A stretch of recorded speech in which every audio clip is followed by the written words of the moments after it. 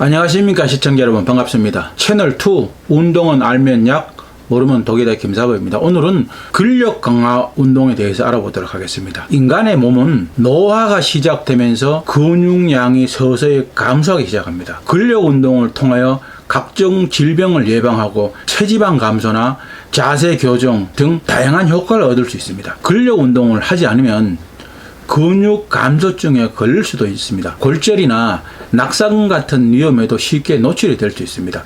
나이가 들어갈수록 건강을 유지하고 싶으면 근력 운동은 필수라고 저는 생각합니다. 비만으로 체중 감소나 체지방 분해를 위해서 유산소 운동과 근력 운동을 함께하면 지방을 지속적으로 태울 수가 있습니다.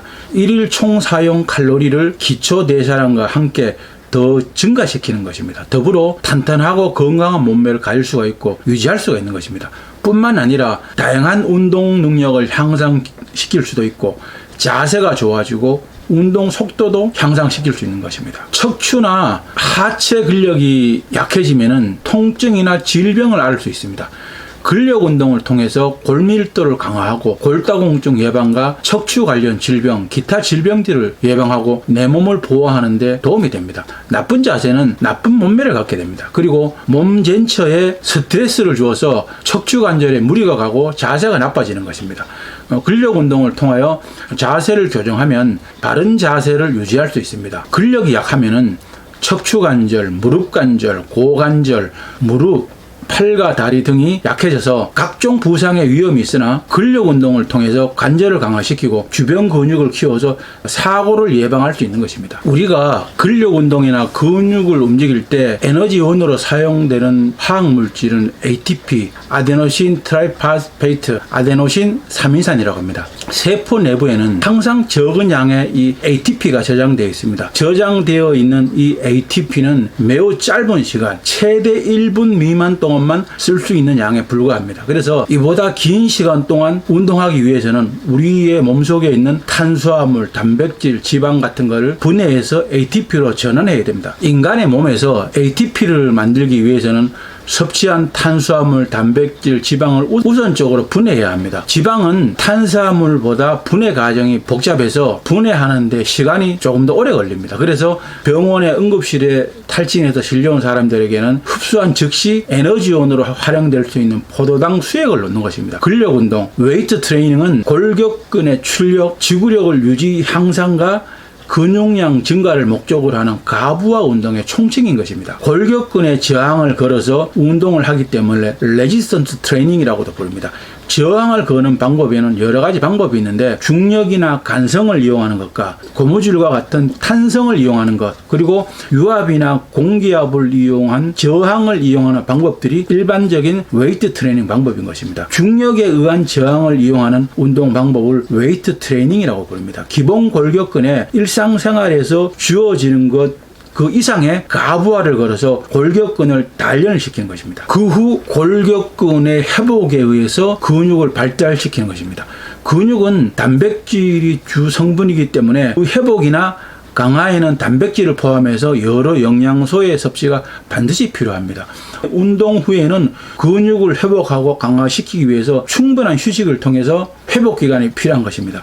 근육은 일상생활에서 받은 적이 없는 강한 가부화를 받게 되면 근육을 형성하는 근섬유가 일부 손상되거나 파괴되어서 피로한 상태에 빠집니다. 이때 일시적으로 근력이 하강합니다. 그러나 그 이후에 약 36시간에서 72시간 동안에 원래 수준으로 회복되는데, 이때 우리 근육은 같은 부하에 또 걸릴 것에 대비해서 원래 수준을 넘어선 근섬유를 생성하려고 하는 한계를 가지고 있습니다. 이 현상을 초과 회복이라고 하는 것입니다. 이 초과 회복 기간은 가부화가 걸린 후 48시간에서 96시간이 초과 회복 기간입니다. 이 기간은 가부화를 받기 전보다 근육량과 근력이 향상되어 있습니다. 그러나 그 이후에 아무것도 하지 않으면 다시 원래 수준의 근력으로 되돌아갑니다. 초기 회복 기간 중에 다시 근육에 가부가 걸리는 것을 반복하면 근육량과 근력을 계속해서 상승시킬 수 있습니다.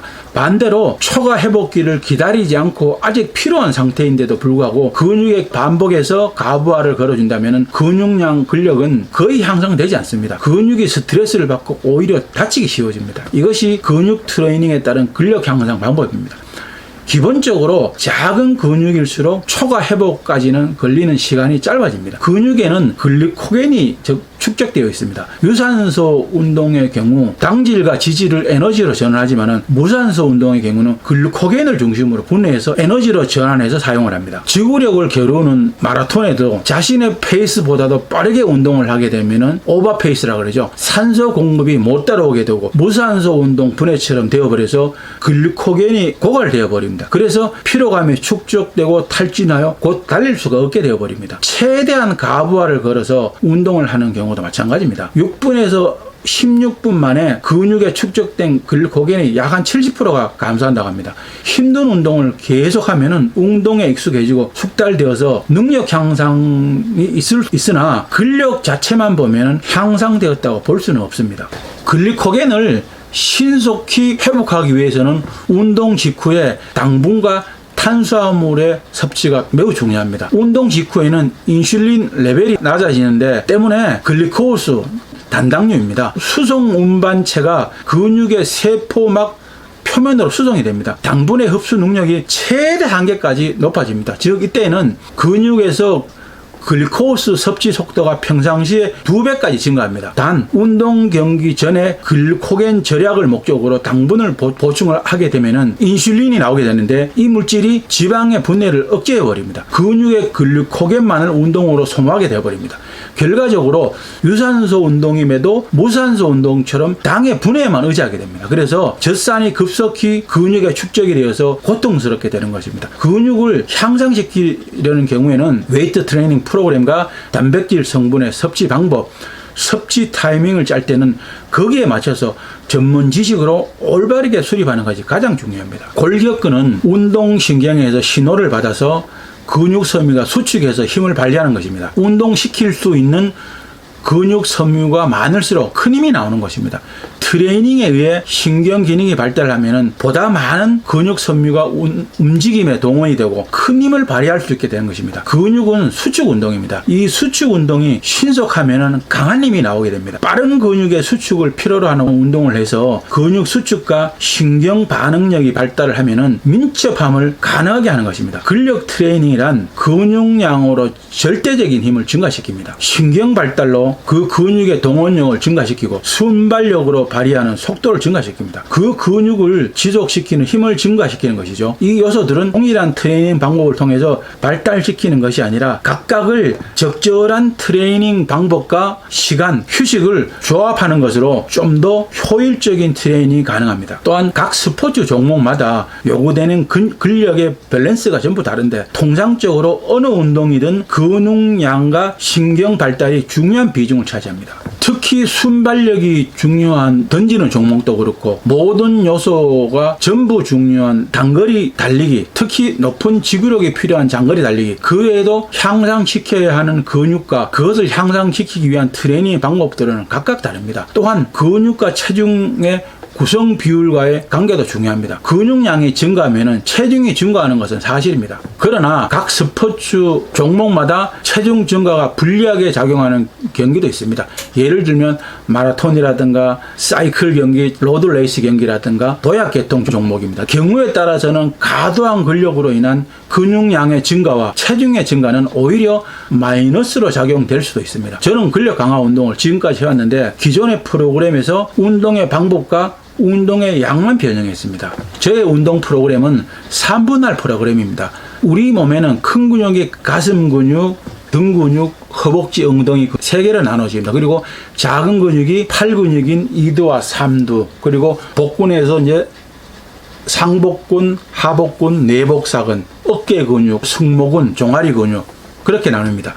우리가 근력 운동을 하게 되면 근육이 미세하게 파괴되고 파괴된 근육이 단백질과 영양의 공급으로 휴식과 회복, 근력 강화가 되는 것입니다. 큰 근육의 경우 회복 시간은 약 3일 정도 걸리고 작은 근육의 경우는 하루 정도면 회복과 강화가 됩니다. 그래서 큰 근육을 기준으로 강화하는 트레이닝 방법이 3분할 트레이닝인 것입니다. 3분할 트레이닝 방법을 간단하게 소개해 드리면 일주일을 기준으로 6일을 할 경우입니다. 첫 번째, 가슴 근육과 삼두근 근육과 상복근 운동을 매주 월요일과 목요일을 합니다. 두 번째는 등 근육과 그 다음에 이두 근육, 하복 복근 운동을 매주 화요일날 급전을 합니다. 그리고 하체 운동, 그러니까 허벅지와 엉덩이 근육 운동, 그 다음에 어깨 근육은 승모근을 포함해서 하는 것입니다. 사이드 복근 운동을 수요일 토요일 합니다. 그리고 유산소 운동은 매일 근력 운동이 끝나고 난 다음에 30분을 합니다. 일요일은 모든 운동을 쉬거나 가벼운 걷기 정도를 하는 것이 좋습니다. 근력 운동을 처음 하는 사람은 1단계 초보 단계로 하루 하고 하루 쉬고 반복하는 것입니다. 자신의 몸에서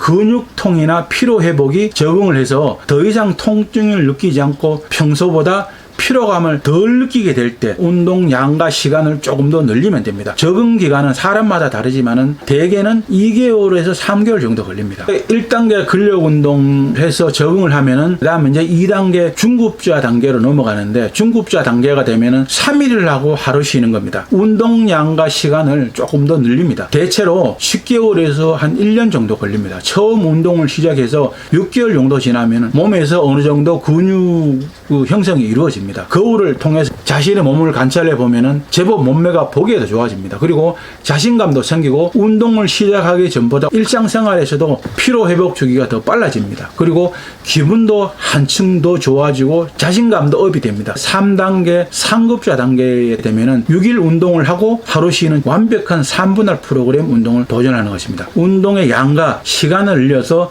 약 2년 정도 시간이 경과되면은 즐겁고 행복한 생활을 할 수 있는 건강한 근력과 몸매가 형성이 됩니다. 그리고 흔히 말하는 운동 중독증 같은 증상이 옵니다. 저의 경우는 운동을 매일 습관적으로 하게 되고 하루라도 하지 않으면 근육이 풀리는 것 같고 왠지 몸이 뼈근합니다. 심리적으로 운동을 하지 않으면 아프거나 병이 날 것 같은 그런 운동 중독증 상태가 됩니다. 운동은 시간이 날 때마다 하는 것이 아니라 시간을 내어서 해야 됩니다. 그리고 다이어트는 한시적으로 하는 게 아니라 매일 해야 됩니다. 운동은 죽는 날까지 해야 건강하고 즐겁게 살아갈 수 있다고 저는 생각합니다. 그리고 일상생활에서 제일 중요한 하루 일과 중에 하나가 운동입니다. 운동이 생활화되면 불필요한 시간을 줄이게 되고 규칙적인 생활을 할 수 있게 됩니다. 일찍 자고 일찍 일어나는 습관과 술을 줄이고 담배를 끊게 되면 무병장수의 원천이 됩니다. 이렇게 하면 몸에서도 많은 변화가 생깁니다. 체지방이 줄고 근육량이 늘어나고 심폐기능이 좋아져서 폐활량도 늘어납니다. 그리고 혈액순환이 잘 되고 두뇌 건강도 좋아집니다. 물론 척추 관절뿐만 아니라 모든 뼈와 관절도 더욱더 강하고 튼튼해집니다. 운동도 중요하지만 더 중요한 것은 건강한 식습관입니다. 균형 잡힌 식단으로 모든 음식을 골고루 과하지 않게 섭취해야 하고 근육은 단백질이 주성분입니다. 그래서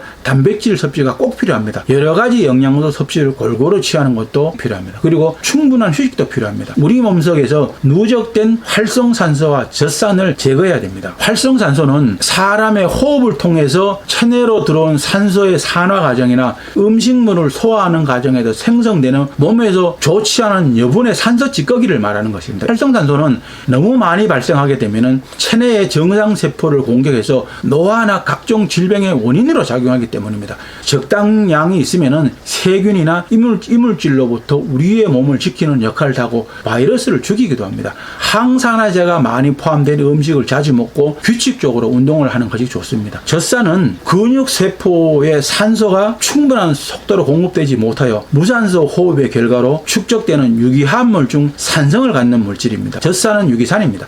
피로회복은 피로의 원인을 제거하는 것입니다. 신체 대사 작용에 의해서 생성된 젖산을 효율적으로 제거하는 것입니다. 수동적인 휴식보다는 능동적인 가벼운 활동이 젖산 제거는 효과적입니다. 그리고 숙면을 취하는 것도 건강관리에 매우 중요합니다. 40대 이후에는 근육의 가부화가 심하게 걸리는 바벨이라든가 덤벨, 트레이닝 머신을 이용하여 근력을 증가시키는 과도한 웨이트 트레이닝을 하기보다는 생활체육으로 척추나 관절에 무리가 가지 않도록 해야 합니다. 과거에는 학자들이 지구력은 중량운동, 순발력은 경량운동이라고 했으나 실험을 통해서 가벼운 것을 횟수를 많이 하게 되면 동일한 효과가 있고 몸에 무리도 주지 않습니다. 나에게 가장 알맞는 근력 운동을 통해서 건강을 유지해야 합니다. 40대 이후에도 계속해서 과한 웨이트 트레이닝을 고집하다가는 저처럼 주간반 탈출증, 허리 디스크에 걸리게 됩니다. 저희 방송이 여러분들에게 도움이 되었습니까? 시청자 여러분들에게 도움이 되길 바라면서 열심히 준비해 보았습니다. 여러분들에게 많은 도움이 되었으면 좋겠습니다. 오늘도 시청자 여러분 좋아요